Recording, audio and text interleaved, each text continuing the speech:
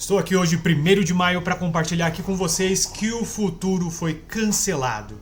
Sim, eu estou usando o Mark Fisher e o vídeo provavelmente vai ser o mais alarmista que eu já produzi, por isso que eu estou até sem maquiagem e não estou nada produzido. Primeiro, vocês viram que a Suprema Corte dos Estados Unidos aprovou um redesenhamento do mapa eleitoral dos Estados Unidos? Então. Isso foi agora em abril, ontem.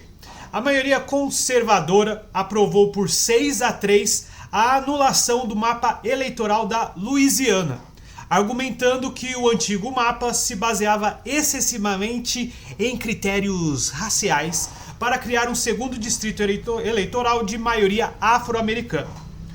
Como nos Estados Unidos o voto é parecido com o que era feito no antigo regime, isso é, por estado e não por cabeça, como aconteceu depois da Revolução, isso aqui é uma piada para chamar os Estados Unidos de antigo regime, temos chances de que o amigo do Epstein ganhe a próxima eleição, que está praticamente perdida, vista a aprovação dele.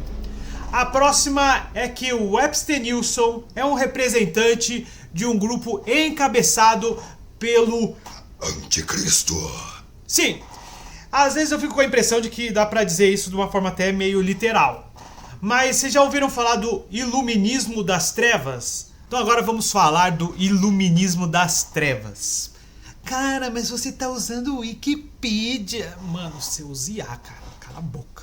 Então vamos lá. O iluminismo das trevas é um movimento antidemocrático e reacionário que rejeita amplamente o igualitarismo e a visão de que a história mostra uma progressão inevitável para uma maior liberdade e iluminação. Ou seja, eles são contra a democracia, eles querem retornar a antigas formas de governo, eles rejeitam o igualitarismo, ou seja, eles acreditam numa pirâmide hierárquica das populações e também eles não veem a ideia de que a história mostra progressão inevitável para a liberdade e iluminação, o que, na verdade, se você for para pensar, eles não estão errados, né?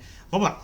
O movimento favorece um retorno às velhas construções sociais e formas de governo, dando inclusive apoio à monarquia. Então, um rei é uma coisa mais aceitável do que um líder eleito democraticamente. E outras formas de liderança fortes e centralizadoras, tal como um CEO neocameralista. Então, uma pessoa que iria gerir o país de uma forma mercadológica. Aí eles defendem também uma abordagem libertarista de direita, ou outra forma aí conservadora envolvendo a economia. Os seus integrantes geralmente defendem também pontos de vista socialmente conservadores em questões como os papéis sociais de gênero, relações raciais e migração.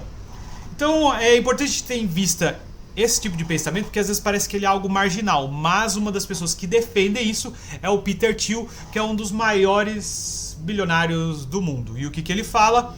Já não acredito que a liberdade e a democracia sejam compatíveis. Segundo o filósofo Nick Land, os iluministas das trevas, eles acreditam que a democracia não está somente condenada, ela é a própria condenação. Então fugir da democracia seria o imperativo supremo, seria essencial, fundamental. Outro expoente aí do iluminismo das trevas é o Curtis Yarvin, que ele teve aqui no Brasil.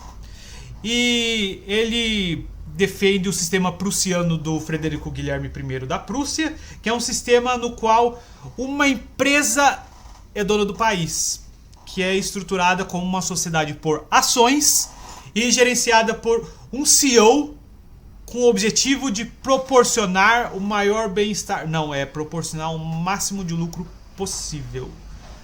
Pois é, não que isso esteja muito distante do que acontece nos Estados Unidos atualmente, né? Mas tudo bem. Aí nós temos um exemplo de neo-reacionário, que é outro nome que a gente dá para os iluministas das trevas, o Michel Perillo, e ele propõe que o presidente Donald Trump tenha mais poder ao cancelar a Constituição dos Estados Unidos, declarar lei marcial e substituir o governo pela The Trump Organization, né? Então ele vai ser dono não só... ele vai ser dono de tudo ali, né? Da mesma forma, a engenheira do Google, Justine Tunney, fez uma petição para nomear o presidente do Google, Eric Schmidt, como o CEO da América. Então a gente está diante de uma realidade em que tem um crescimento de ideias antidemocráticas, ideias hierarquizantes e ideias que defendem a supremacia branca. Dentro desse tema, mais de forma tangencial, o Clavicular, que é um influenciador que recentemente teve uma overdose e ele tem 20 anos, mas essa overdose não foi porque ele faz parte do pessoal que se transforma em zumbi nas ruas de Los Angeles. Na verdade, isso aconteceu porque ele faz parte de uma cultura hedonista do Lux Maxim, que promove a beleza a qualquer custo. Isso vai desde o uso de anabolizantes, metanfetaminas e até causar pequenas quebras nos ossos para ficar com a cara do Lula Molusco bonitão.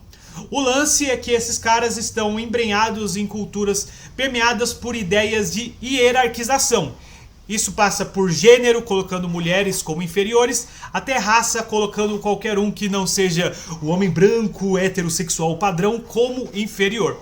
Não à toa, parte dos vídeos dele serve para causar desconforto. Ele chega do lado de alguém que é considerado inferior e se filma do lado dessa pessoa tentando expressar uma suposta superioridade. E para finalizar, a gente tem que comentar sobre IA. Cara, os modelos de linguagem generativa ou degenerativa, eles entraram em nossas vidas lá para 2022. Hoje, em 2026, nós estamos caminhando para um salto exponencial e que talvez algumas pessoas ainda não tenham percebido, mas vamos comparar os primeiros vídeos feitos por IA com o que a gente tem hoje. São 3 anos. Sim, são 3 anos.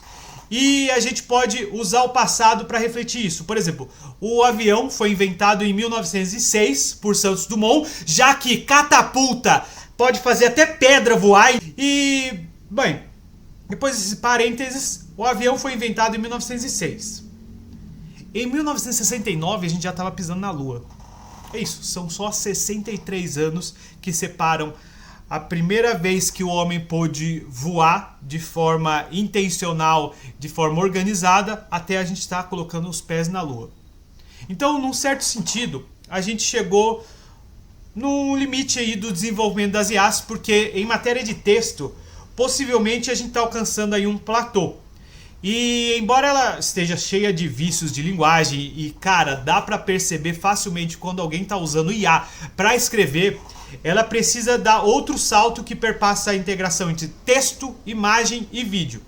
Nisso entra outro exemplo, que são os trabalhadores indianos que estão filmando o próprio trabalho para treinarem robôs que irão substituí-los. Então, a partir disso, a gente vai estar conseguindo dar outro salto exponencial em relação à IA. E é muito difícil prever o que poderá acontecer. Então eu vou chegar a uma conclusão extremamente especulativa. Nós temos uma mistura aí de tecnologia dando esses saltos de desenvolvimento muito grandes, combinada a uma elite maligna. E uma parte da população cada vez mais cativada por um discurso hedonista e hierarquizador. Então, vocês lembram daquela frase bem famosa do mundo assombrado pelos demônios? É uma frase que diz que a mistura de ignorância com poder é extremamente perigosa. O Carl Sagan fala que a gente pode escapar ileso por algum tempo dessa mistura, porém mais cedo ou mais tarde essa mistura inflamável de ignorância pode explodir na nossa cara. Agora, o que será que acontece com a mistura entre poder e crueldade?